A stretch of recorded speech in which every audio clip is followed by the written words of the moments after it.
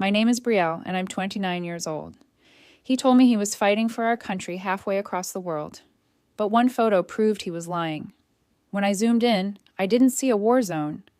I saw the old bridge 2 miles from my home. That's when I realized the man I loved wasn't serving overseas. He was hiding in plain sight.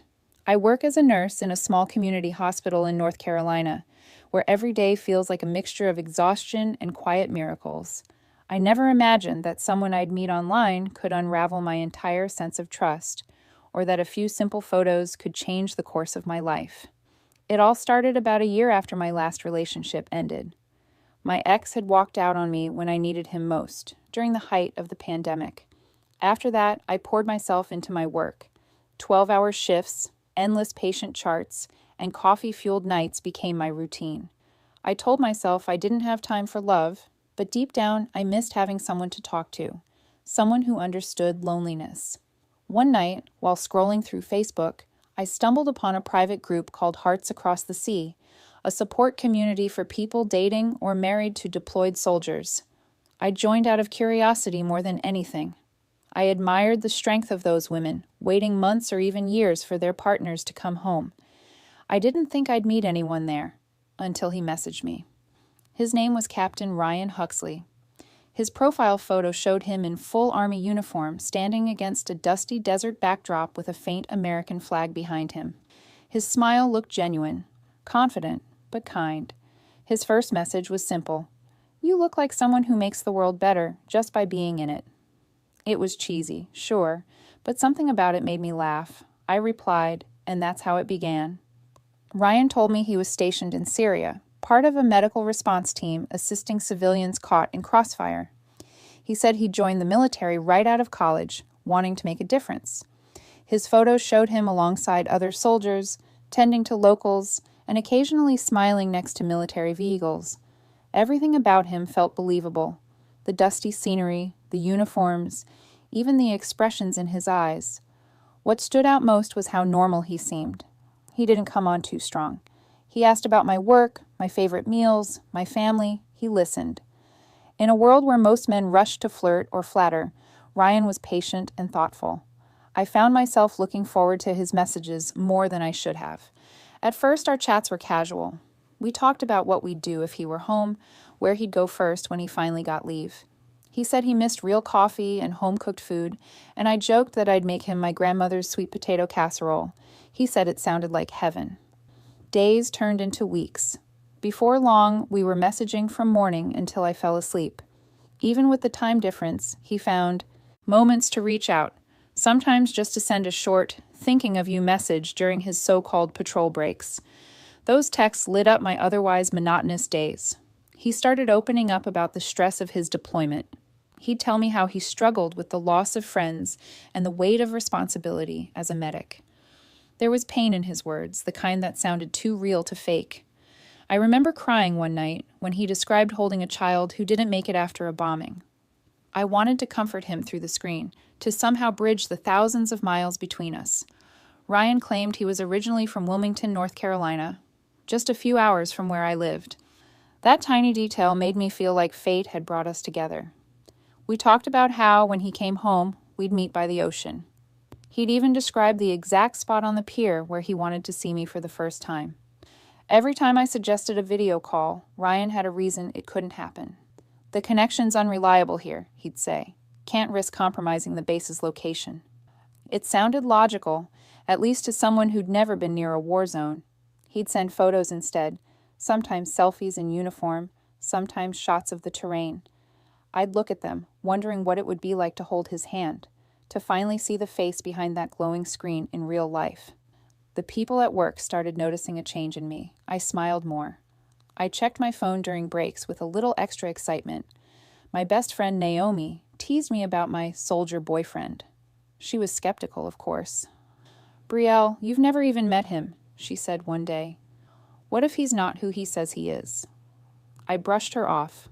Ryan felt real. I'd never connected to anyone like that before. Weeks turned into months, and we grew even closer. We shared everything, our fears, our hopes, our dreams for the future. He told me he was counting down the days until he'd come home. He promised that when he did, he'd drive straight to my apartment. Then one night, everything changed. Ryan sent me a new photo, him standing by a riverbank at sunset. The light was warm, the scenery beautiful, but something about it tugged at me. I couldn't place why at first. My eyes drifted past him, past the trees and water, to the faint outline of an old wooden bridge in the background. I froze. That bridge looked familiar. I leaned closer to my phone, zooming in until the pixels blurred. My pulse started racing. That wasn't just any bridge. It was the same one I'd walked across countless times just a few miles from my apartment. I recognized the broken railing, the moss on the beams, even the graffiti carved into the post. I stared at the photo for nearly an hour, my thoughts spiraling. There had to be an explanation. Maybe he'd been there years ago, before deployment. Maybe it was a coincidence. Maybe bridges looked alike in other countries too. But deep down, something inside me whispered that it wasn't a coincidence at all. I wanted to ask him about it, but fear held me back. What if I was wrong? What if I sounded paranoid and ruined the one good thing I had? I decided to stay quiet that night, pretending everything was fine. But the image burned in my mind like a warning I couldn't ignore. When I finally went to bed, I couldn't sleep. I kept seeing that bridge, the same one I'd walked past on warm summer evenings, the same one now showing up in a photo supposedly taken halfway across the world. And for the first time since meeting Ryan, a chilling thought crept in. What if the man I'd been falling for wasn't overseas at all?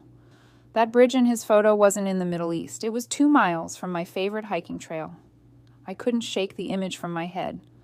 The moment I saw that bridge in Ryan's photo, something inside me snapped awake, like a light flickering on in a dark room.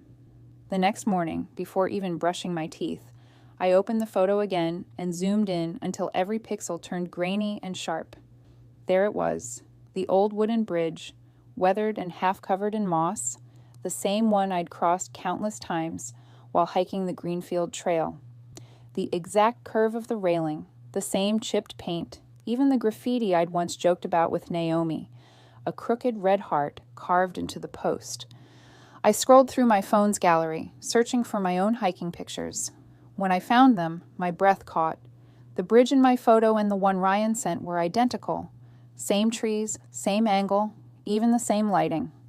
The only difference was him standing there in fatigues, his expression serious, like he was on some distant mission.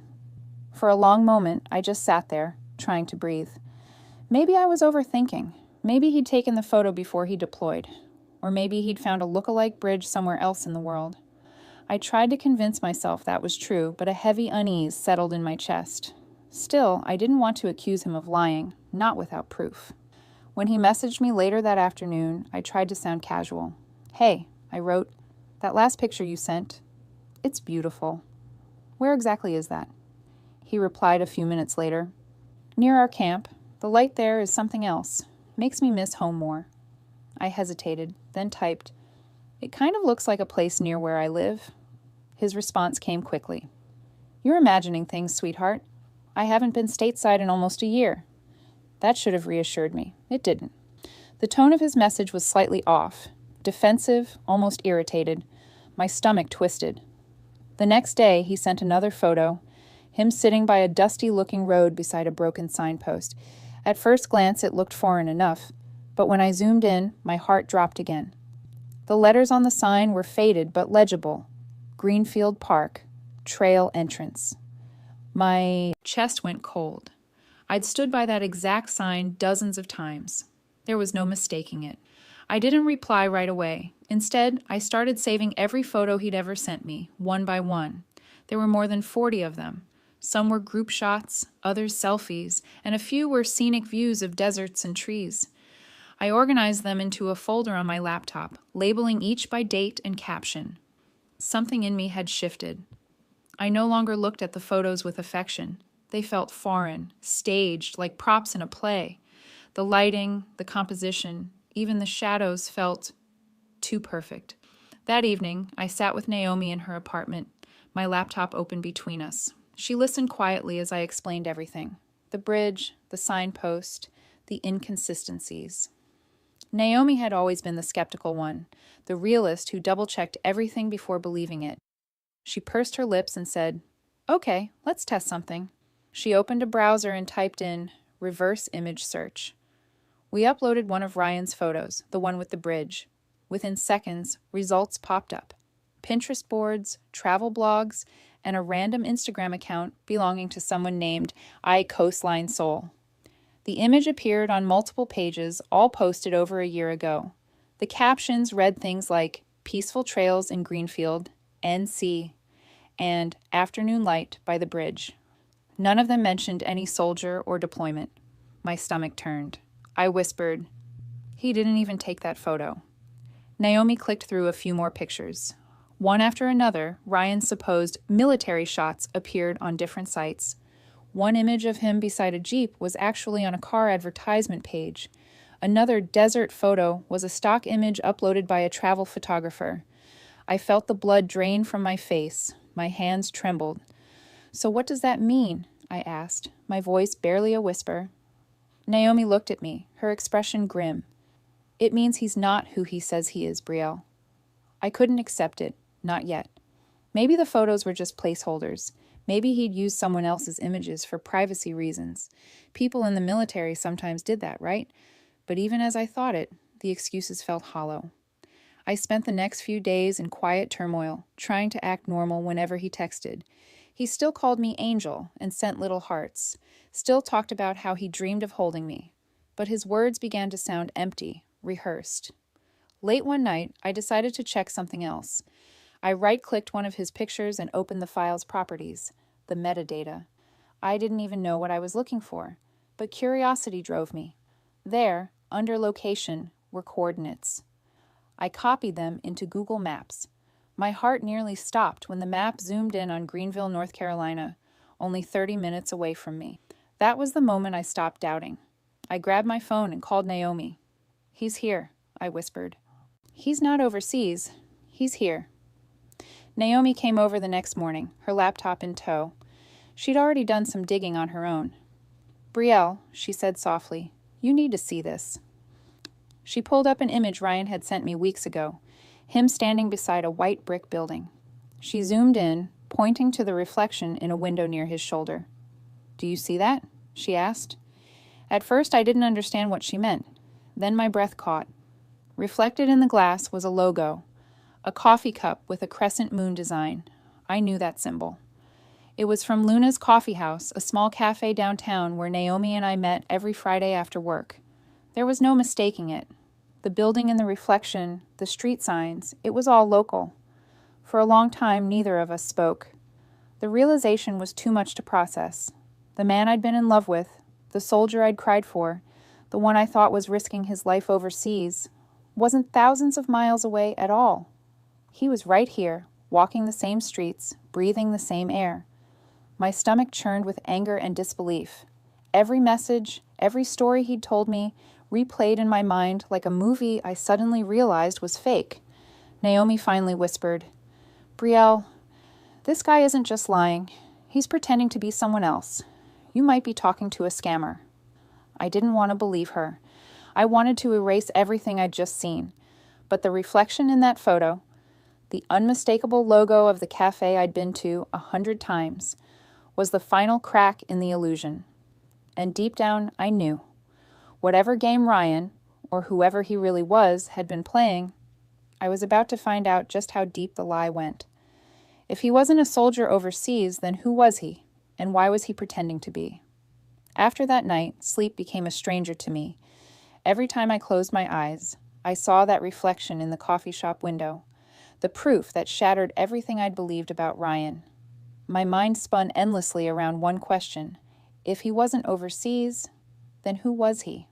I couldn't function at work.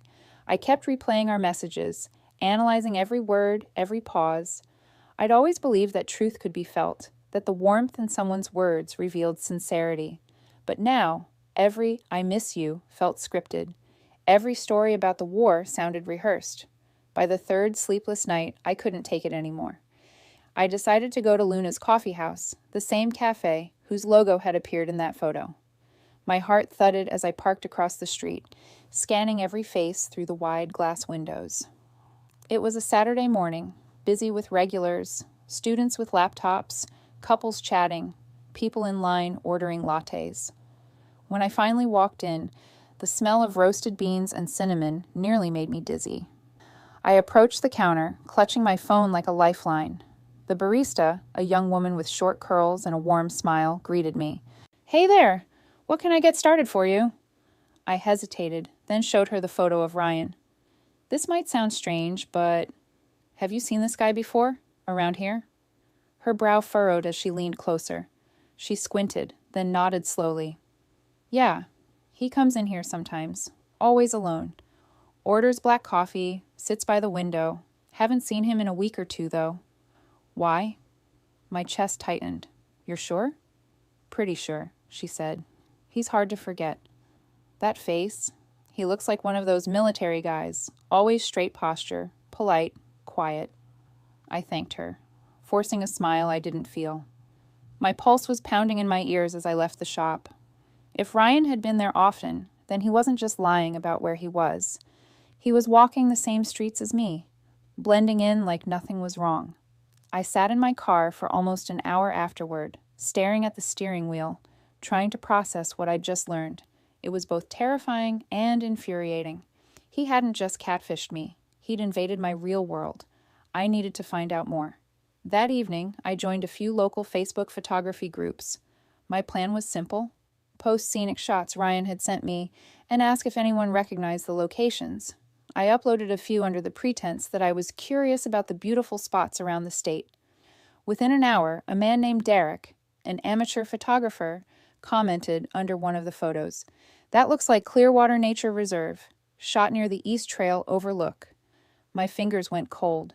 Clearwater was only 20 minutes from my apartment. I messaged Derek privately, asking how sure he was. 100%, he replied. "I've shot there dozens of times. That rocky ridge and the river bend are unmistakable." The next morning, I drove out there. The sky was cloudy and the air felt heavy, like the world itself was holding its breath. When I reached the overlook, I parked and followed the winding trail, camera in hand. As I walked, everything around me felt eerily familiar. The same tall pines, the same slope of the path, and then I saw it, the exact spot from Ryan's deployment photo. The angle, the lighting, even the rock he'd leaned against. I stood there, staring at the landscape he'd claimed was a war zone, realizing it was nothing more than a nature reserve. My knees went weak. I sat down on the nearest bench, my hands trembling. The betrayal felt heavier in the silence of the woods. Every romantic message, every confession, every promise, all of it had been built on a lie. I remembered the nights I'd cried for him when he said he'd lost a fellow soldier. The mornings I'd prayed for his safety. I'd believed every word. And the man I'd mourned for was sitting somewhere nearby, maybe even walking the same grocery aisles as me. A surge of anger replaced the heartbreak. I felt humiliated, but also determined. I wasn't going to let this man vanish into the shadows. Not after what he'd done. I drove back home and called Naomi. She arrived within an hour, bringing takeout and her usual calm logic. "You've done enough digging, Brielle," she said softly as we sat on my couch. "You've got proof. You should block him and move on." But I couldn't. Not yet.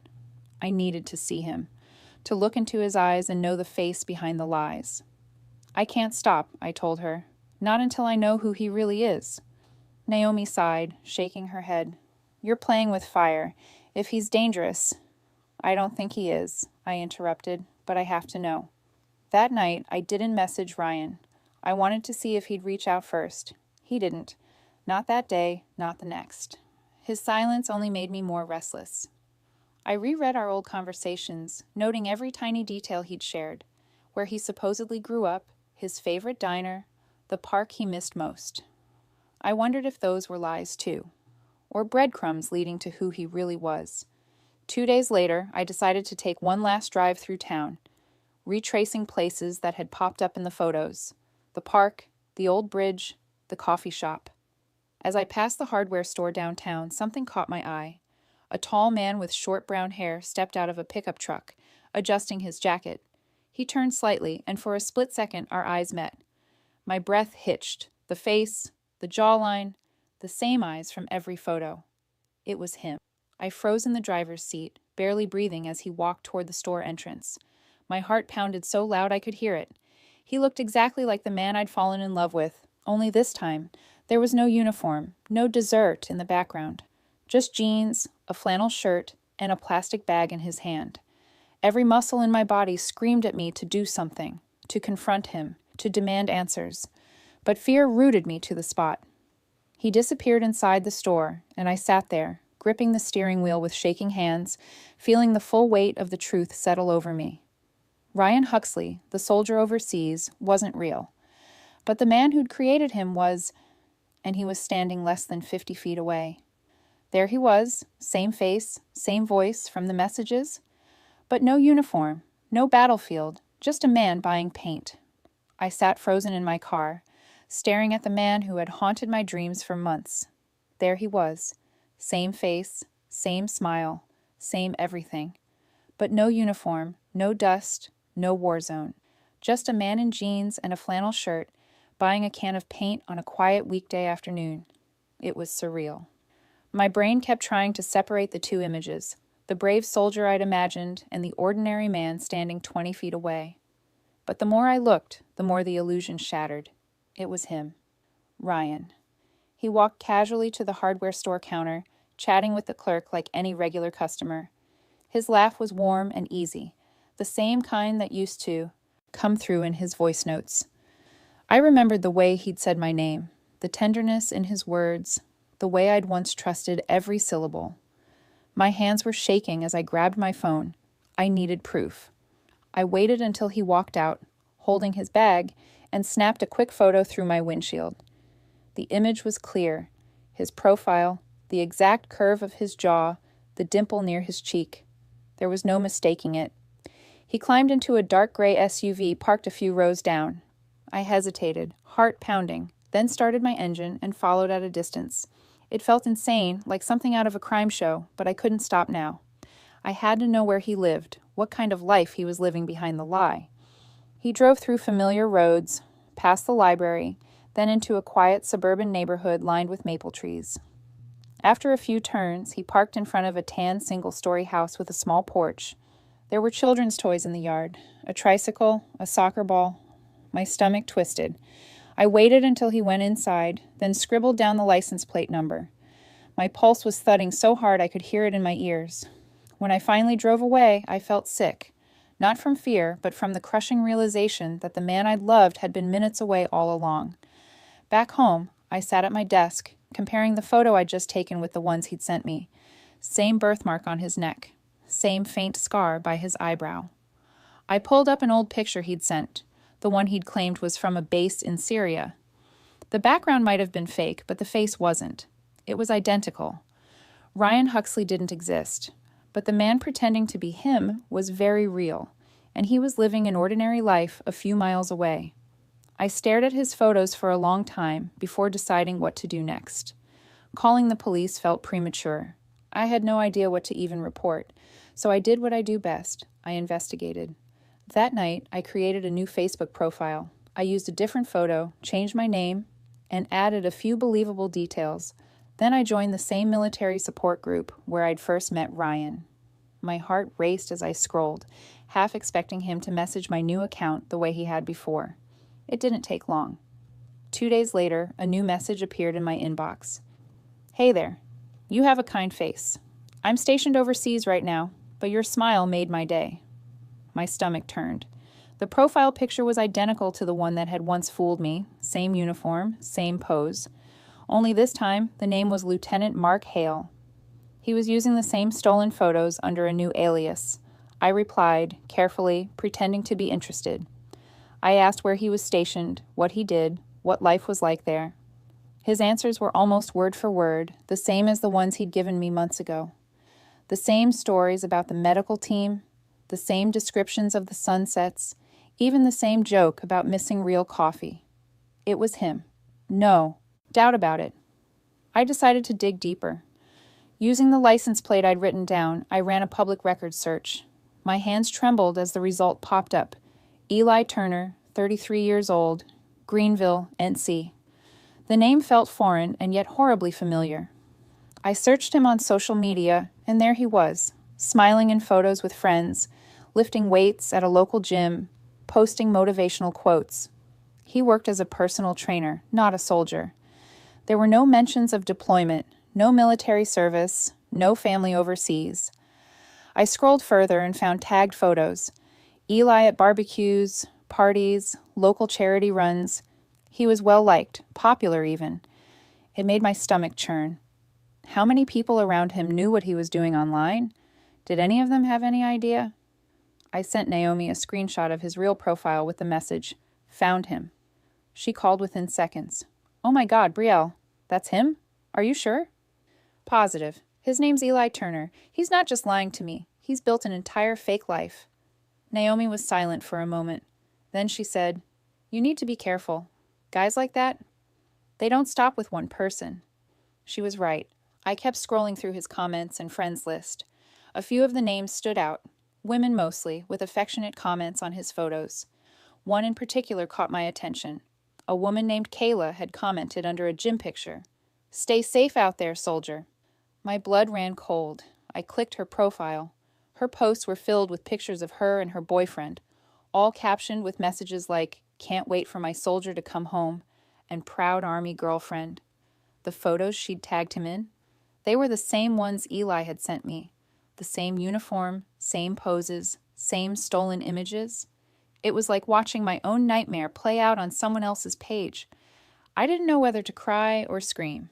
He was doing it again, telling another woman the same story, using the same stolen identity, spinning the same lies I'd once believed. I felt sick to my stomach, realizing how easily he'd move from one woman to the next, recycling the same deception like a script. We were just names to him, props in a story he controlled. That night, I couldn't sleep. I kept imagining Kayla, smiling at her phone, believing she was talking to a brave man fighting overseas. I remembered how that felt, the pride, the longing, the heartbreak. And suddenly, I knew this wasn't just about me anymore. I couldn't stand by and watch another woman fall into the same trap. I opened my laptop and began saving everything. Screenshots of his messages, his fake profiles, his real one, and the photos he'd stolen. Naomi helped me organize the evidence into folders, naming each by alias Ryan Huxley, Mark Hale, and now Eli Turner.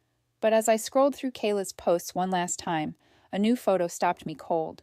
It had been uploaded just hours ago, a picture of the same soldier sitting in front of a tent, smiling. The caption read, "Miss you, babe. Counting the days till you come home." And in the corner of that same photo, something caught my eye, a faint reflection in a glass window behind him. It wasn't a tent at all. It was a gym wall, the same logo visible behind Eli in his real-life social media photos. He wasn't overseas. He wasn't even pretending to be somewhere far. He was sitting in his own gym, posing for another lie. And Kayla had no idea. If I couldn't stop him for myself, maybe I could save the next woman he was lying to. After discovering Eli's newest victim, I couldn't think about anything else. Her name was Leah, a young woman with bright eyes and a soft smile that reminded me too much of my own when I still believed in the man behind the screen. I stared at her Facebook posts for hours, scrolling through the photos and captions filled with blind affection. She was exactly where I'd been months ago, wrapped in the comfort of a lie. I knew what I had to do, even though part of me dreaded it. Confronting her meant reopening wounds I was just beginning to close, but if I couldn't stop him for myself, maybe I could stop him for her. I found her profile through one of the same military support groups. Her posts matched the timeline of Eli's fake deployments. Each week she shared updates, screenshots of Ryan or Mark, whatever name he was using, accompanied by tearful words like, "Miss you, my hero," and "Counting the days till you're home." It was like reliving my own heartbreak in reverse. Every message she wrote echoed something I'd once said. Every smile she wore was borrowed from a fantasy. I took a deep breath and opened the message box. My fingers hovered over the keyboard before I finally typed, "Hi Leah, I know you don't know me, and this will sound strange, but I need to talk to you about someone you're in contact with. It's important, and it might hurt to hear." I hesitated before pressing send. Minutes felt like hours as I waited for her reply. Finally, a notification appeared. Leah. Sorry, do I know you?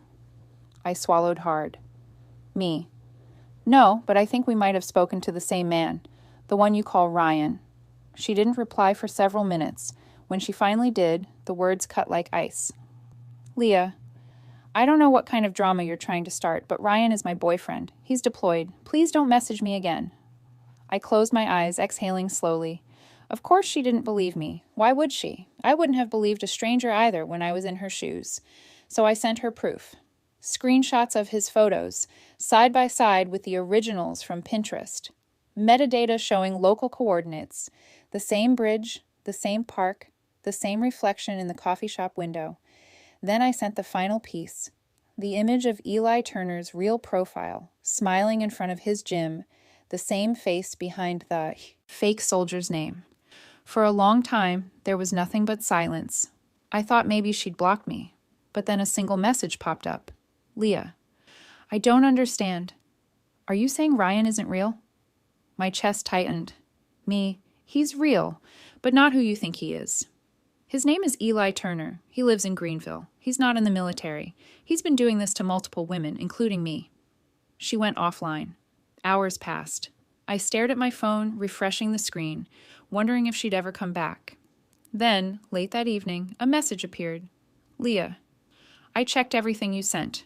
The bridge, the coffee shop, the photos.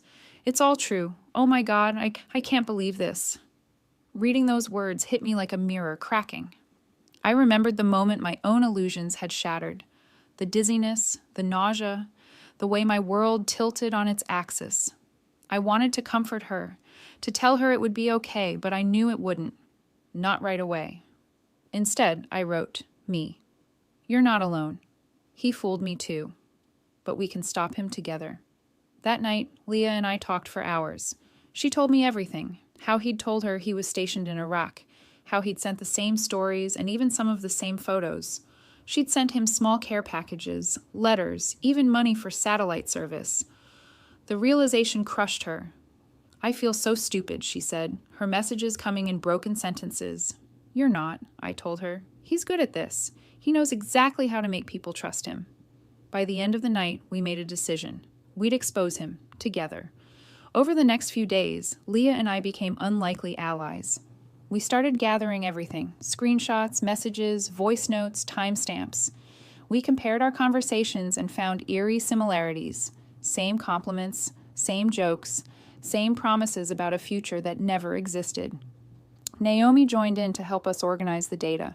She set up a shared folder and labeled each alias Eli had used: Ryan Huxley, Mark Hale, Andrew Stone. There were at least 5 profiles across different platforms, all using the same stolen images. I printed everything, pages upon pages of conversations and photos, and spread them across my living room floor. It looked like the evidence board of a detective show. Every detail, every message was proof of how far his lies reached. Leah called one evening, her voice trembling. I can't believe how many women he's doing this to. I found 2 more names in the comments section of one of his posts. They think he's overseas too. The more we uncovered, the more determined I became. The heartbreak that had once consumed me began to transform into something else. Purpose. I wasn't just a victim anymore. I was a witness, and I refused to let him keep hurting people. Naomi started drafting a report we could take to the police. She included everything: Eli's real address, his fake identities, the photo evidence, and testimony from both Leah and me. For the first time in months, I felt a sense of control. But just as I thought we were nearing the end, something new surfaced, something that made the entire situation even darker. Naomi was scrolling through an online forum for military families when she gasped. "Brielle," she said, her voice sharp, "come look at this." She turned her laptop toward me. On the screen was a photo, one of the same pictures Eli had used in his fake profiles. But this time, it was posted by someone completely different. A verified military account belonging to Sergeant Marcus Lane. My blood ran cold. Naomi clicked through more of Marcus's posts. Every photo matched the ones Eli had used. The same uniform, the same setting, the same smile. Only this time, they were real. Marcus was an actual soldier, serving overseas with thousands of followers. Eli hadn't just faked his own identity, he'd stolen someone else's. Leah joined our video call a few minutes later, and we showed her what we'd found. She covered her mouth, her eyes wide with shock. "Oh my God," she whispered. "He's using that man's life." I felt physically ill. The deception wasn't just emotional anymore, it was criminal. Eli had built his lies on someone else's reality, someone who might have no idea his name and image were being used to manipulate women. As we sat there, staring at the real soldier's profile, I felt a new wave of anger rise inside me. This wasn't just about love or betrayal anymore. It was about justice, because now I knew. There was a real victim out there, too. A man whose honor and service had been twisted into someone else's weapon, and I wasn't going to stop until I found him. The man in the uniform wasn't Eli Turner. He was a real soldier, a victim just like me. The man in the uniform wasn't Eli Turner. He was a real soldier, a victim just like me. That realization hit harder than anything else. For months, I'd been consumed by my own betrayal, blind to the fact that someone else's life had been stolen too. A man who'd sworn to protect others was being used to hurt them. It made me sick. The name on the verified profile was Sergeant Marcus Lane. His photos were real, high resolution, professional, and filled with details Eli could never have faked.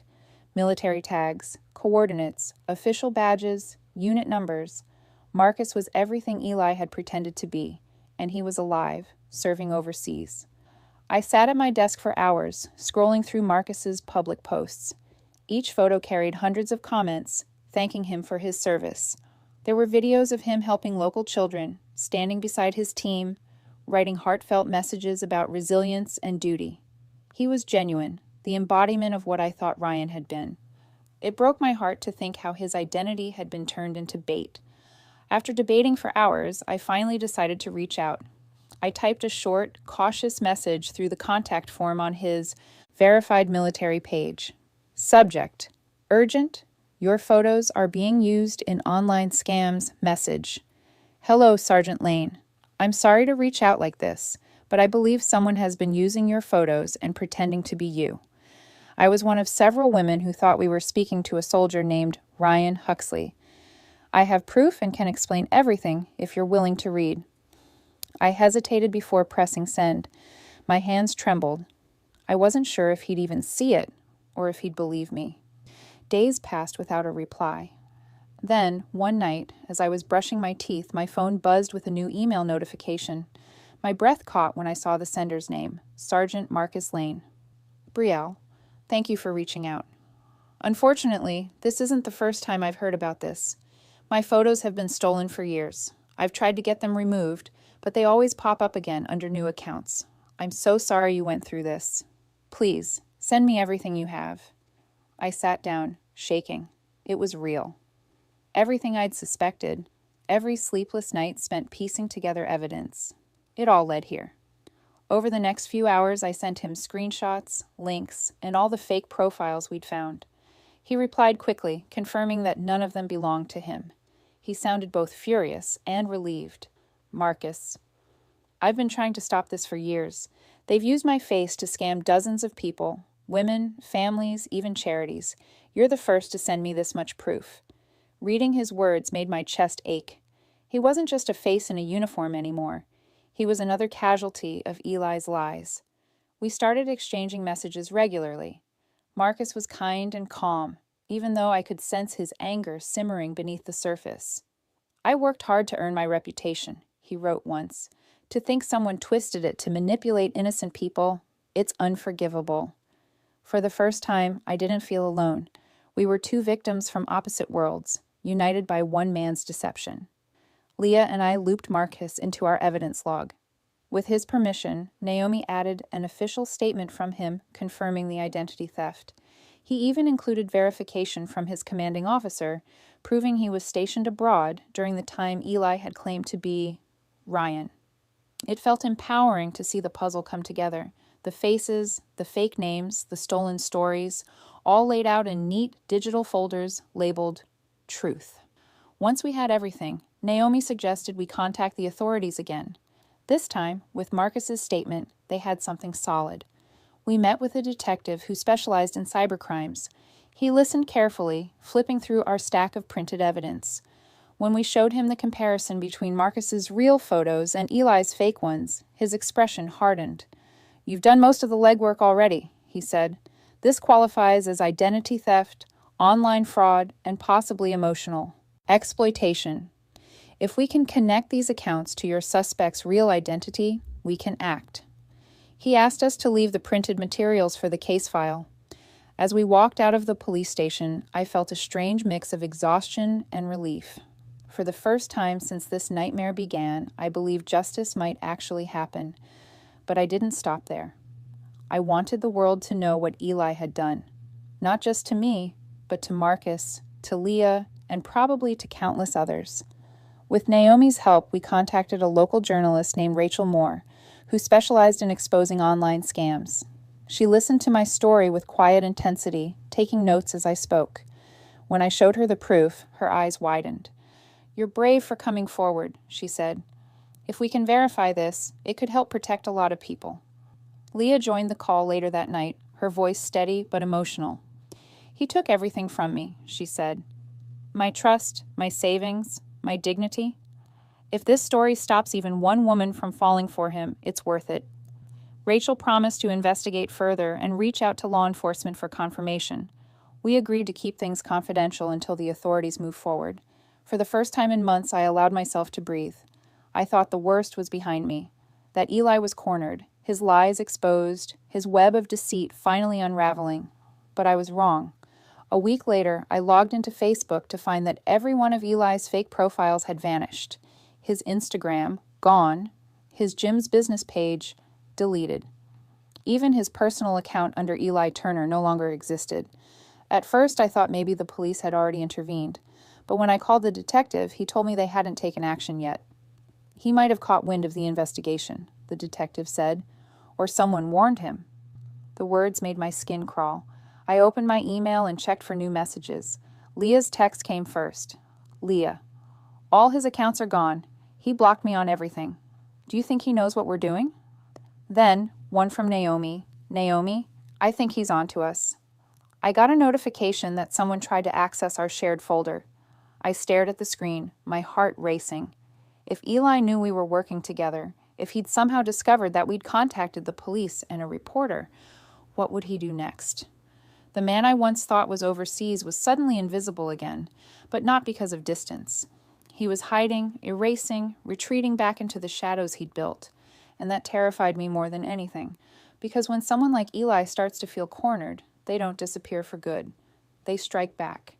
He thought he could disappear, but he didn't know I had his real address.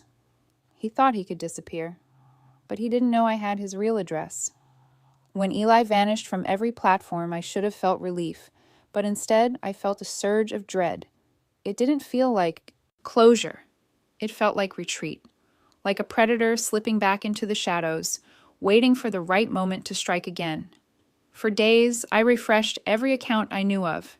Nothing, no posts, no messages. It was as if he'd never existed. But I still had the photos, the emails, and the one thing he couldn't erase, his home address, neatly scribbled in my notebook from that day outside the hardware store. I took everything, every screenshot, chat log, timestamp, and printed them out. The stack of papers was thick enough to feel like a novel of deceit. I put them in a binder and drove to the police station, my pulse thrumming with a mix of determination and fear. Detective Harlan met me in the lobby, his expression professional but sympathetic. He'd been assigned to our case since the start. I handed him the binder. "He's deleting everything," I said. "Every account, every alias. He's running." He flipped through the pages, scanning the evidence. "You've done incredible work," he said. "We'll continue tracking his digital trail. But, Brielle, please let us handle this now. Don't contact him. Don't provoke him. He's unpredictable."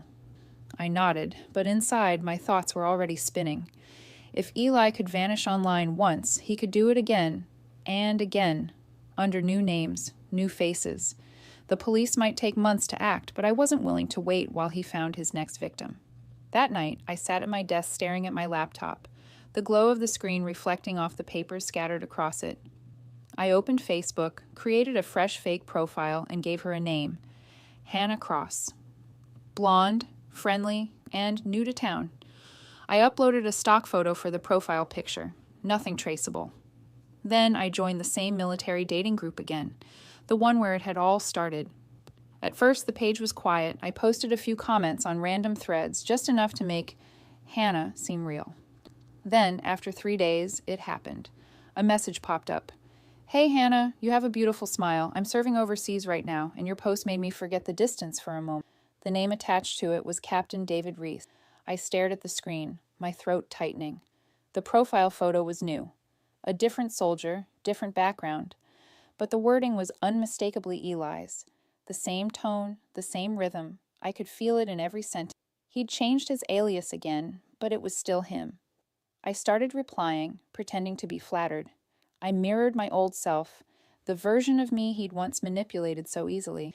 He asked about my life, my family, my faith in long-distance love. He used the same lines he'd told me months ago, word for word. Every message, every voice note, I saved. I wasn't just chatting with him. I was recording his pattern, gathering the evidence that would finally corner him. Naomi helped me set up a folder where everything automatically backed up. We'll make sure he can't wriggle out of this, she said. We looped in Detective Harlan, who decided to use the new alias as bait for a controlled sting operation. The plan was simple. I'd keep communicating as Hannah, and when Eli inevitably tried to meet her, the police would intervene. Leah agreed to help too. She'd become my anchor through all of this. He needs to see the faces of the people he hurt, she said. Not to scare him, just so he knows we're real. Weeks of careful correspondence followed. Eli, still pretending to be Captain Reese, told Hannah that he'd be coming home soon from deployment. He wanted to finally meet her in person. My stomach twisted every time he typed those words. He had no idea who he was really talking to. The detective set the meeting point. The same coffee shop where I'd first confirmed his lie. Luna's coffee house. Poetic justice, I thought. The morning of the sting, my hands shook as I sipped my coffee. The police had plainclothes officers scattered throughout the cafe and parking lot. Naomi sat beside me, pretending to work on her laptop, while Leah watched from a nearby table.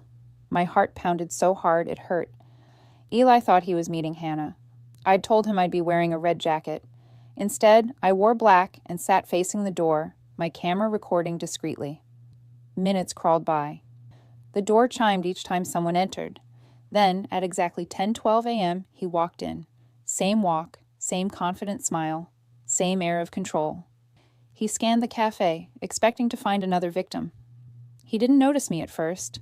His eyes darted from table to table, searching for the red jacket that wasn't there. Then, as he turned toward the counter, his gaze swept across mine. For a heartbeat, neither of us moved. Recognition flickered across his face. Confusion, then realization. His smile faltered. I felt the blood drain from my body. My mind screamed, "Don't look away." Eli's eyes widened, and I saw it, the instant he knew the game was over. He took a half step back, as if deciding whether to run. But before he could move, 2 plainclothes officers approached him from behind, flashing badges. "Eli Turner," one of them said, "we need to speak with you." The entire cafe went silent. He froze, then forced a laugh, trying to act casual. "There's been some kind of mistake." But the officers didn't flinch. They asked him to step outside. He hesitated, then his gaze flicked back to me, sharp, dark, burning with recognition and betrayal. I met his stare, steady this time, no fear, no guilt, just truth. As they led him toward the door, I whispered under my breath, "You shouldn't have lied to the wrong woman." Naomi squeezed my hand under the table, and Leah exhaled a shaky breath. The officers guided him out, and through the window, I watched as they placed him against the car, questioning him. But something felt off. One of the detectives stepped aside to take a call, his face tightening. A moment later, he turned back toward the cafe, motioning for us to stay put. I frowned. "What's happening?" Naomi glanced out the window. "He's saying something to them. Wait, he's pointing over here." Before I could process what she meant, Eli twisted in the officer's grasp and looked straight through the glass at me. His lips curved into a faint, knowing smile. That was the last expression I saw before the officers pushed him into the car. I didn't know what that smile meant yet, but something told me this wasn't over. For the first time, the liar had no story left to hide behind. For the first time, the liar had no story left to hide behind. Watching Eli Turner, the man who'd pretended to be my soldier, my comfort, my hope, stand in police custody felt both surreal and empty. He wasn't in a desert or a war zone. He wasn't saving lives. He was just standing under the fluorescent lights of a police station, stripped of all his lies. After the sting operation, Detective Harlan had called me in for a statement. Naomi came with me for support, while Leah agreed to join later that afternoon. When we arrived, Eli was sitting in an interrogation room behind a pane of glass, his hands cuffed on the table. He looked smaller somehow, less like the confident captain I'd fallen for, and more like a cornered animal. When he saw me through the glass, his posture stiffened. For a brief moment, the same charm flickered across his face, the fake warmth that once pulled me in. But it didn't work this time. The detective stepped out to meet me. "He's agreed to talk," he said, "but we'll keep you in here until we're sure it's safe. You're under no obligation to speak to him." I hesitated, staring through the glass at the man who had rewritten months of my life with fiction. "I want to talk to him," I said finally. "I need to hear it from him." The door clicked open, and I stepped inside.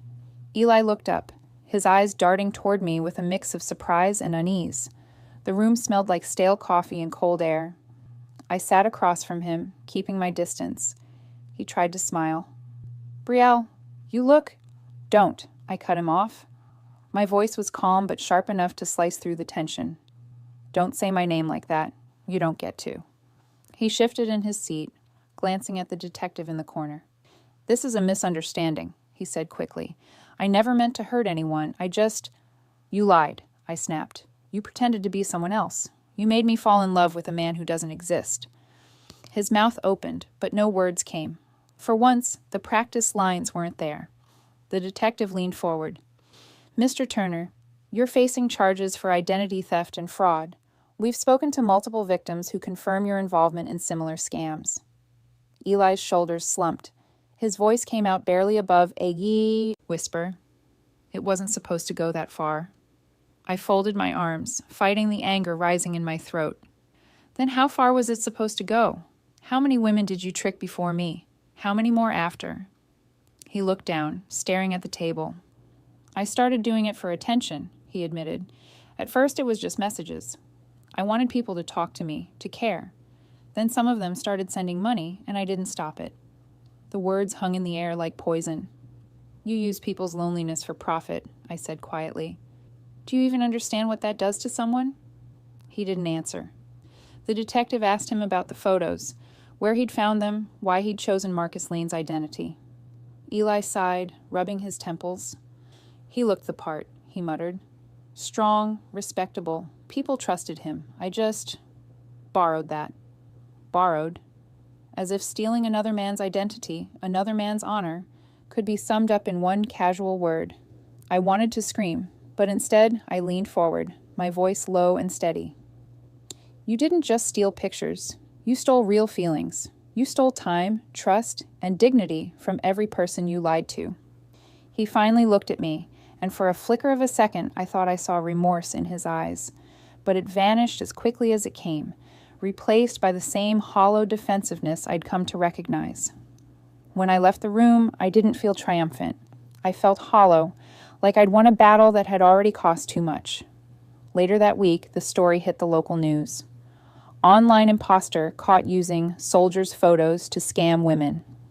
My phone exploded with messages, strangers thanking me for speaking out, others sharing their own stories of deception.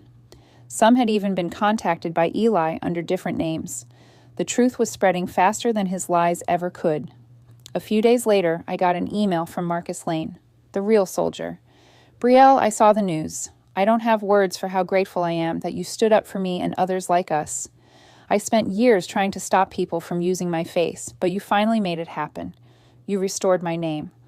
Thank you for fighting when I couldn't." Tears welled in my eyes as I read his message. He ended it with something I'll never forget. The internet makes it easy to pretend, but truth always finds its way home. Leah and I stayed in touch constantly. When the court hearing finally came, she testified with a strength I admired deeply. The judge listened carefully as she explained how Eli had used his lies to manipulate her emotionally and financially. Marcus's written statement was presented as well, proof that Eli had knowingly stolen a soldier's photos for profit and deception. The weight of the evidence was undeniable. Eli was sentenced for fraud, identity theft, and online harassment. He didn't look at me once during the verdict.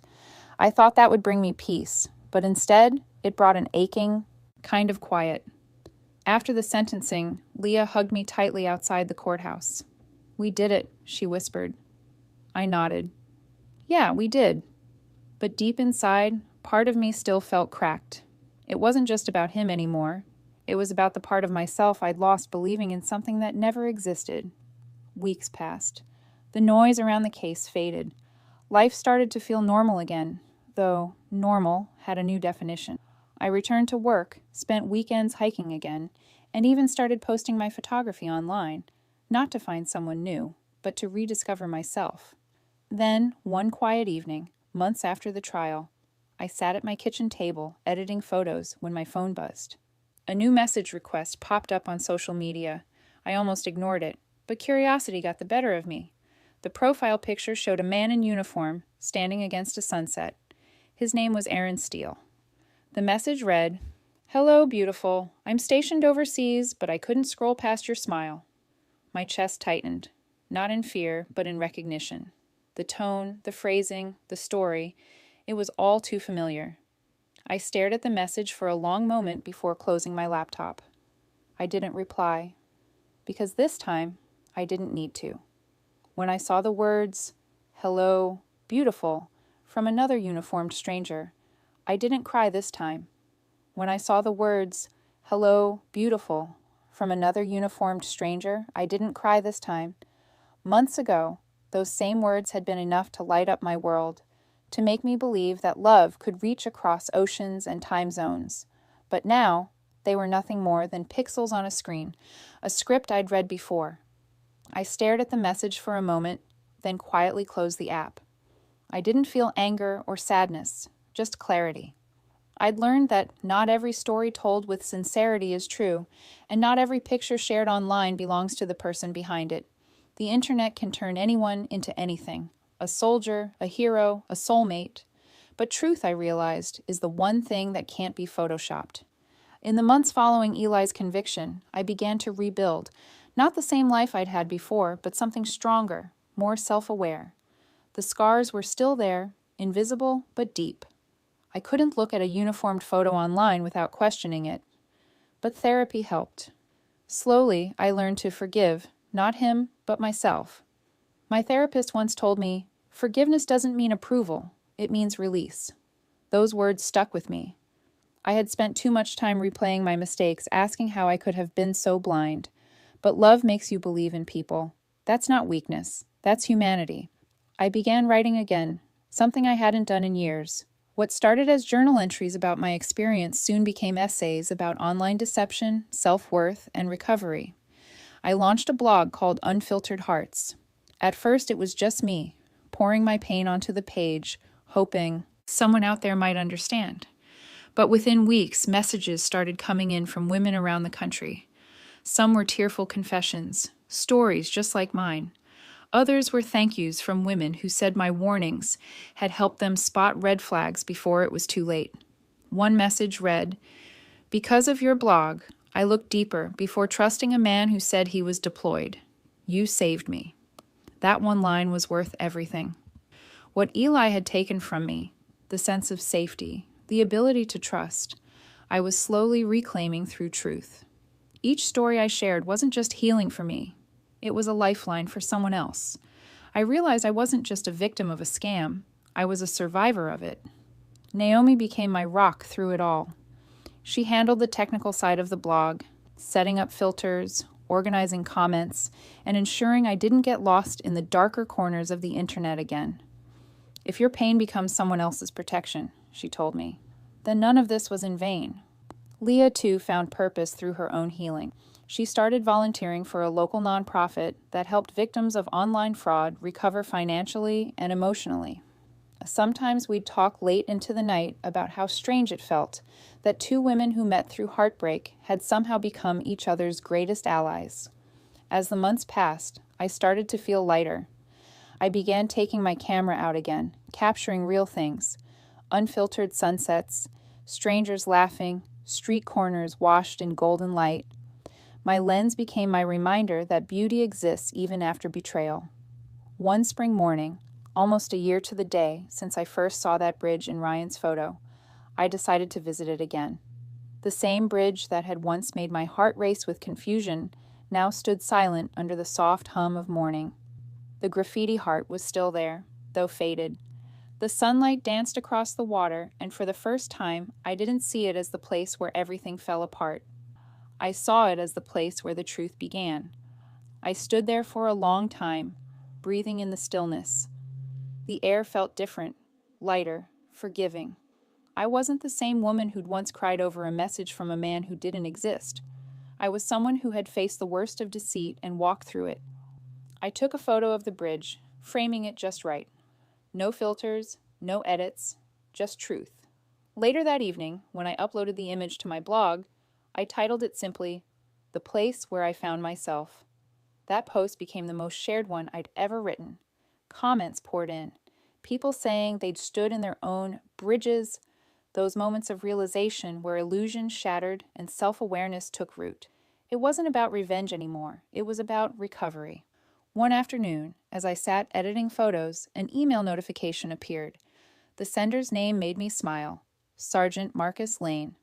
"Brielle, I wanted to let you know I'm finally back stateside. Safe, sound, and trying to catch up on the world I missed. I read your blog from time to time. You've turned something terrible into something good, and that's rare. Thank you again for defending my name and for showing me that truth always wins." I replied simply, "Marcus, welcome home. I think we both know what it means to start over and to stand by the truth, even when it hurts. Stay safe, and thank you for reminding me that there really are heroes out there." We kept in touch after that. No romantic undertones, just mutual respect between two people who'd survived the same storm from different sides. Sometimes when I told my story publicly, people would ask if I regretted ever meeting Ryan. The answer always surprised them. "No," I'd say. Because if I hadn't met him, I wouldn't have met me. The version of myself who learned how strong she could be. Months turned into a year. The blog continued to grow, reaching thousands of readers.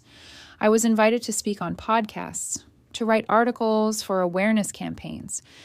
The woman who once cried over lies now stood in front of microphones, teaching others how to see the warning signs before it was too late. Every once in a while, I'd get a message from someone new who'd been saved because they recognized the pattern. That made every sleepless night, every tear, every painful truth worth it. And yet sometimes, when I was alone editing photos late into the evening, I'd still think about the way it all began. The first, "Hello, beautiful."